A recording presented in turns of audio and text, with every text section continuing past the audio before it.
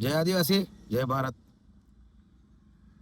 જે એસટીનો દરજ્જો એટલે કે ગુજરાતમાં જે લોકો 6/9/1950 અથવા તો એના પહેલા ગુજરાતમાં સ્થાયી થયેલા છે અને પોતાને ભીલ અથવા કે 29 જાતિઓમાંથી જે જાતિ છે એ જ એસટી છે.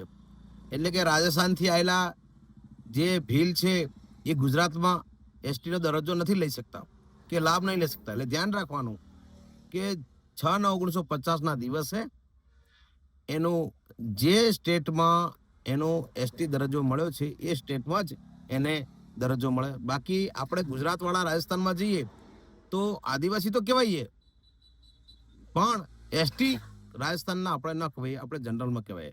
ધ્યાન રાખવાનું. ફરીથી કહું, 6/9/1950 દિવસે જાતિ અને સ્થાન બહુ નક્કી કરે છે. એ એસટી છે કે કેમ એ સ્થાન નક્કી. જય ભારત, જય આદિવાસી.